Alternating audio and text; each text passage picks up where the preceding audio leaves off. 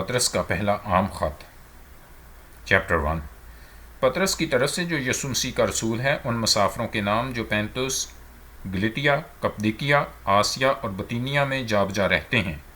اور خدا باپ کے علم سابق کے موافق روح کے پاک کرنے سے فرما بردار ہونے اور یسوع مسیح کا خون چھڑکے جانے کے لیے برگزیدہ ہوئے ہیں، فضل اور اطمینان تمہیں زیادہ حاصل ہوتا رہے۔ ہمارے خداوند یسوع مسیح کے خدا اور باپ کی حمد ہو، جس نے یسوع مسیح کے مردوں میں سے جی اٹھنے کے باعث اپنی بڑی رحمت سے ہمیں زندہ امید کے لیے نئے سرے سے پیدا کیا، تاکہ ایک غیر فانی اور بے داغ اور لازوال میراث کو حاصل کریں۔ وہ تمہارے واسطے جو خدا کی قدرت سے ایمان کے وسیلہ سے اس نجات کے لیے جو آخری وقت میں ظاہر ہونے کو تیار ہے حفاظت کیے جاتے ہو، آسمان پر محفوظ ہے۔ اس کے سبب سے تم خوشی مناتے ہو، اگرچہ اب چند روز کے لیے ضرورت کی وجہ سے طرح طرح کی آزمائشوں کے سبب سے غم زدہ ہو، اور یہ اس لیے ہے کہ تمہارا آزمایا ہوا ایمان جو آگ سے آزمائے ہوئے سونے سے بہت ہی بیش قیمت ہے، یسوع مسیح کے ظہور کے وقت تعریف اور جلال اور عزت کا باعث ٹھہرے۔ اس سے تم بے دیکھے محبت رکھتے ہو، اور اگرچہ اس وقت اس کو نہیں دیکھتے تو بھی اس پر ایمان لا کر ایسی خوشی مناتے ہو جو بیان سے باہر اور جلال سے بھری ہے، اور اپنے ایمان کا مقصد یعنی روحوں کی نجات حاصل کرتے ہو۔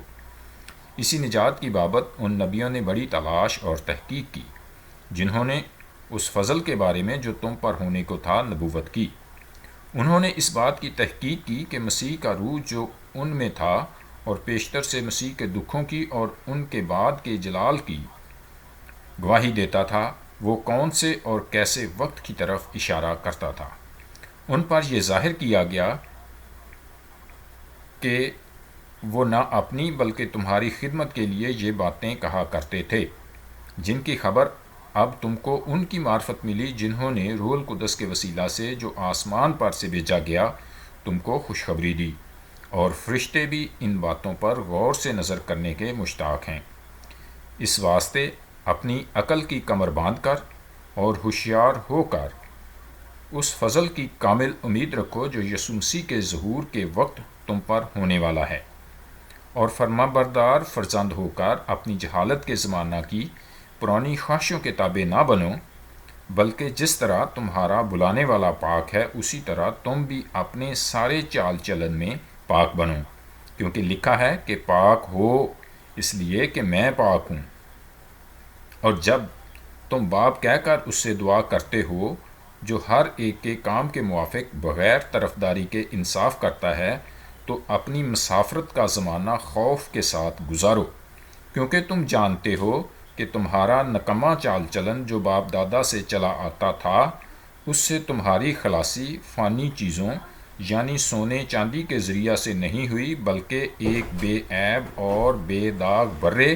یعنی یسوع مسیح کے بیش قیمت خون سے۔ اس کا علم تو بنائے عالم سے پیشتر سے تھا، مگر ظہور اخیر زمانہ میں تمہاری خاطر ہوا کہ اس کے وسیلہ سے خدا پر ایمان لائے ہو،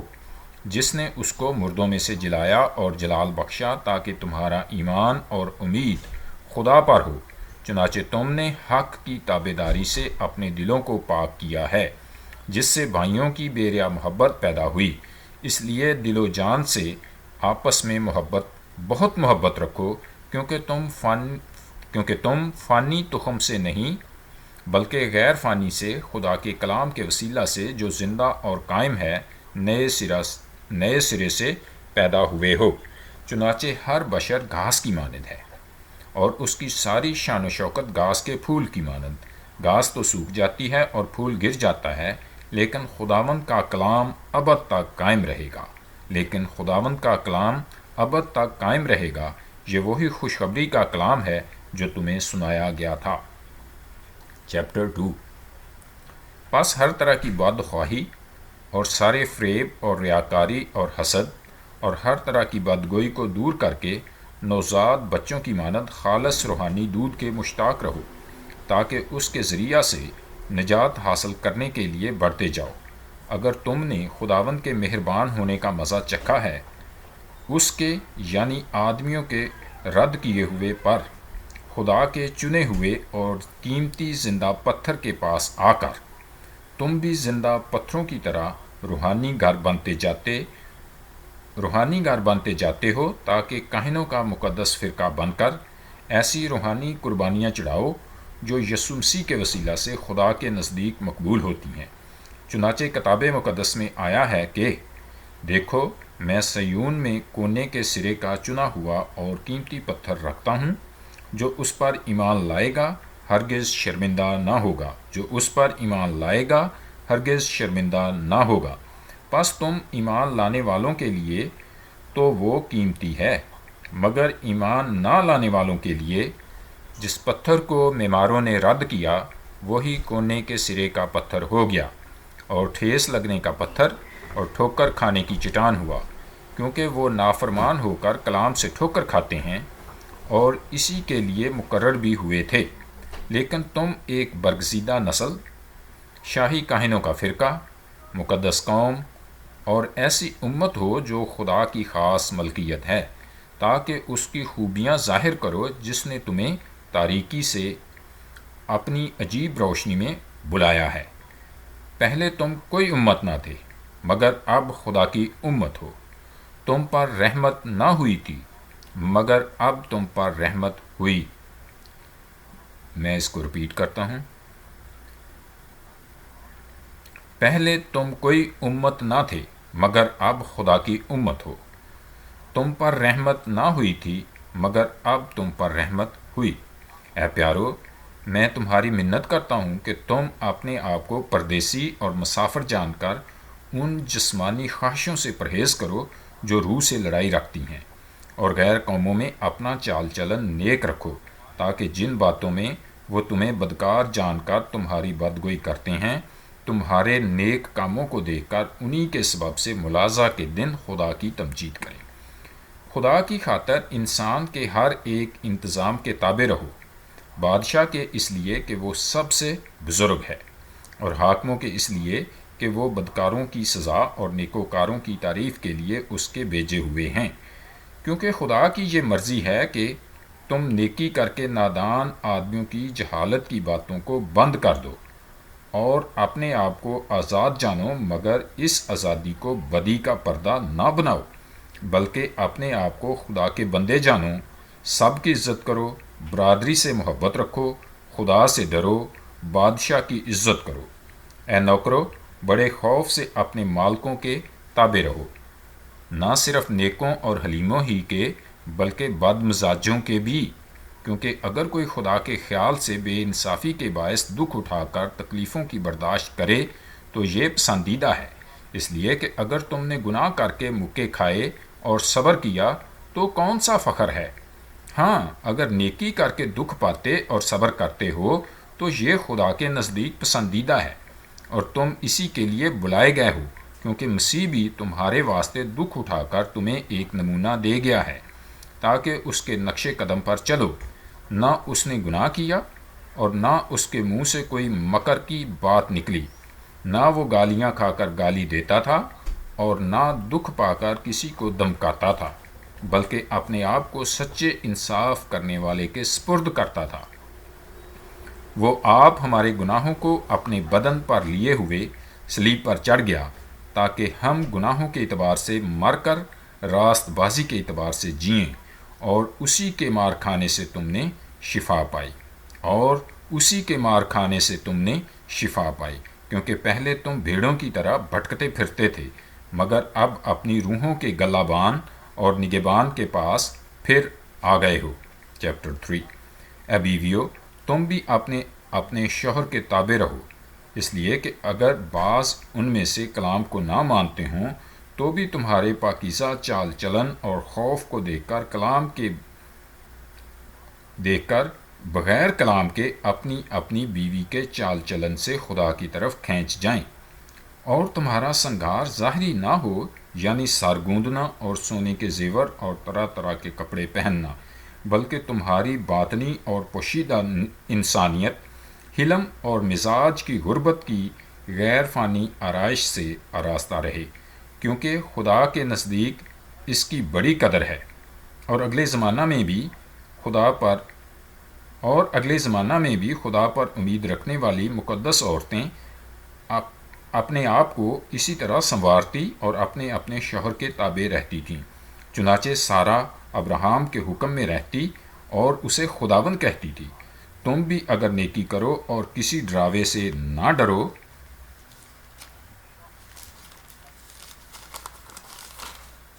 تو اس کی بیٹیاں ہوئیں۔ اے شوہرو، تم بھی بیویوں کے ساتھ عقل مندی سے بسر کرو اور عورت کو نازک ظرف جان کر اس کی عزت کرو، اور یوں سمجھو کہ ہم دونوں زندگی کی نعمت کے وارث ہیں، تاکہ تمہاری دعائیں رک نہ جائیں۔ غرض سب کے سب یک دل اور ہمدرد رہو، برادرانہ محبت رکھو، نرم دل اور فروتن بنو، بدی کے عوض بدی نہ کرو اور گالی کے بدلے گالی نہ دو، بلکہ اس کے برعکس برکت چاہو، کیونکہ تم برکت کے وارث ہونے کے لیے بلائے گئے ہو۔ چنانچہ جو کوئی زندگی میں خوش ہونا اور اچھے دن دیکھنا چاہے، وہ زبان کو بدی سے اور ہونٹوں کو مکر کی بات کہنے سے باز رکھے، بدی سے کنارہ کرے اور نیکی کو عمل میں لائے، صلح کا طالب ہو اور اس کی کوشش میں رہے، کیونکہ خداوند کی نظر راست بازوں کی طرف ہے اور اس کے کان ان کی دعا پر لگے ہیں، مگر بدکار خداوند کی نگاہ میں ہیں۔ اگر تم نیکی کرنے میں سرگرم ہو تو تم سے بدی کرنے والا کون ہے؟ اور اگر راست بازی کی خاطر دکھ سہو بھی تو تم مبارک ہو۔ نہ ان کے ڈرانے سے ڈرو اور نہ گھبراؤ، بلکہ مسیح کو خداوند جان کر اپنے دلوں میں مقدس سمجھو، اور جو کوئی تم سے تمہاری امید کی وجہ دریافت کرے اس کو جواب دینے کے لیے ہر وقت مستعد رہو، مگر حلم اور خوف کے ساتھ، اور نیت بھی نیک رکھو، تاکہ جن باتوں میں تمہاری بدگوئی ہوتی ہے انہی میں وہ لوگ شرمندہ ہوں جو تمہارے مسیحی نیک چال چلن پر لان تان کرتے ہیں۔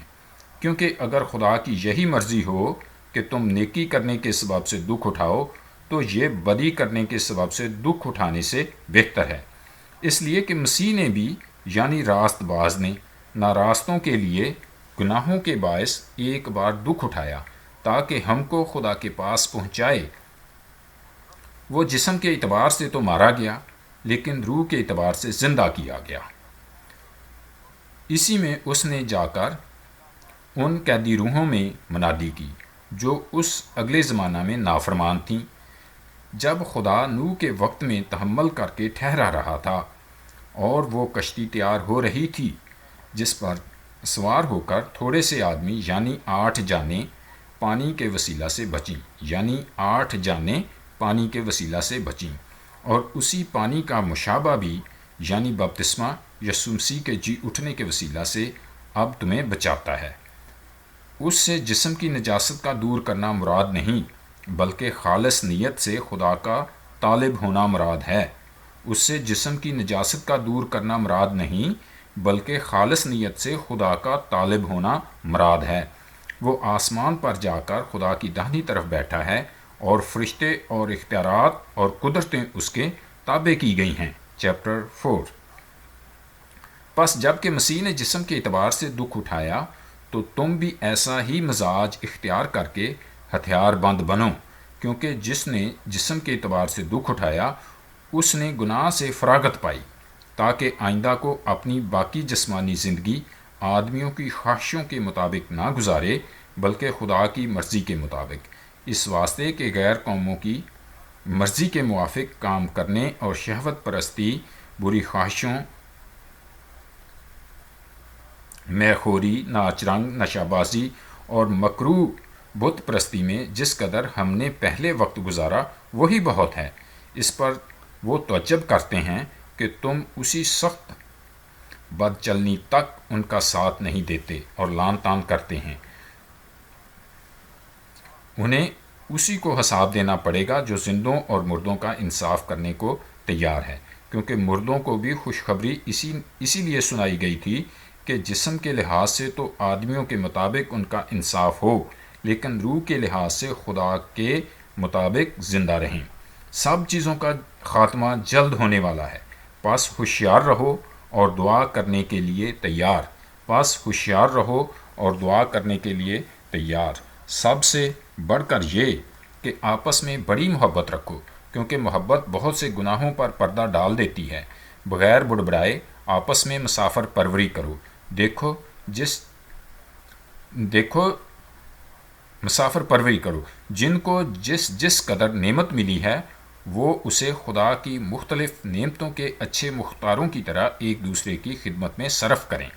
اگر کوئی کچھ کہے تو ایسا کہے کہ گویا خدا کا کلام ہے۔ اگر کوئی خدمت کرے تو اس طاقت کے مطابق کرے جو خدا دے، تاکہ سب باتوں میں یسوع مسیح کے وسیلہ سے خدا کا جلال ظاہر ہو۔ جلال اور سلطنت ابدالآباد اسی کی ہے، آمین۔ اے پیارو، جو مصیبت کی آگ تمہاری آزمائش کے لیے تم میں بڑکی ہے، یہ سمجھ کر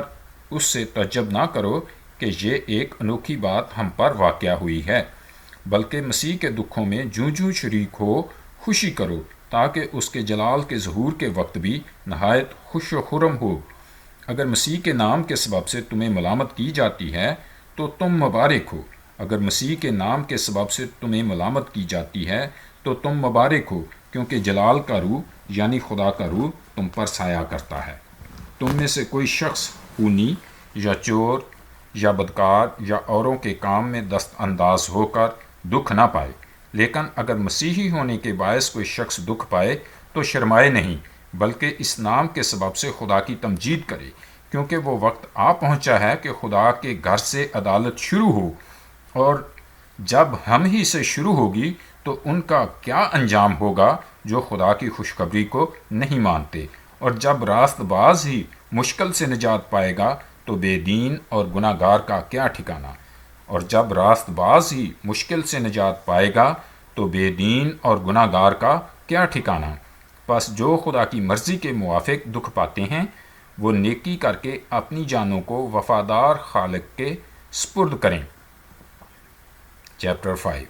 تم میں جو بزرگ ہیں میں ان کی طرح بزرگ اور مسیح کے دکھوں کا گواہ اور ظاہر ہونے والے جلال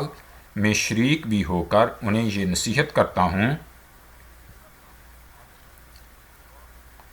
کہ خدا کے اس گلہ کی گلہ بانی کرو جو تم میں ہے۔ لاچاری سے نگہبانی نہ کرو، بلکہ خدا کی مرضی کے موافق خوشی سے، اور ناجائز نفع کے لیے نہیں بلکہ دلی شوق سے۔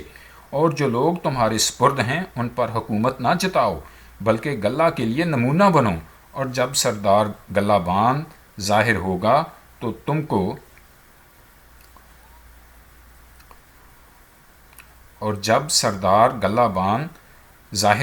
تو تم کو جلال کا ایسا صحرا ملے گا جو مرجھانے کا نہیں۔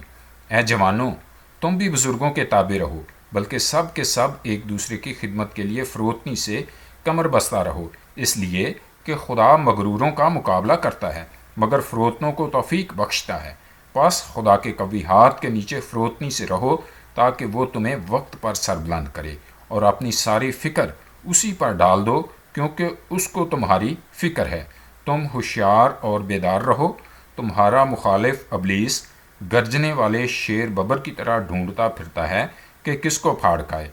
تم ایمان میں مضبوط ہو کر اور یہ جان کر اس کا مقابلہ کرو کہ تمہارے بھائی جو دنیا میں ہیں ایسے ہی دکھ اٹھا رہے ہیں۔ اب خدا جو ہر طرح کے فضل کا چشمہ ہے، جس نے تم کو مسیح میں اپنے ابدی جلال کے لیے بلایا، تمہارے تھوڑی مدت تک دکھ اٹھانے کے بعد آپ ہی تمہیں کامل اور قائم اور مضبوط کرے گا۔ ابدالآباد اسی کی سلطنت رہے، آمین۔ میں نے سلوانس کی معرفت جو میری دانست میں دیانتدار بھائی ہے مختصر طور پر لکھ کر تمہیں نصیحت کی، اور یہ گواہی دی کہ خدا کا سچا فضل یہی ہے۔ اسی پر قائم رہو۔ جو بابل میں تمہاری طرح برگزیدہ ہے، وہ اور میرا بیٹا مرکز تمہیں سلام کہتے ہیں۔ محبت سے بوسہ لے لے کر آپس میں سلام کرو۔ تم سب کو جو مسیح میں ہو اطمینان حاصل ہوتا رہے، آمین۔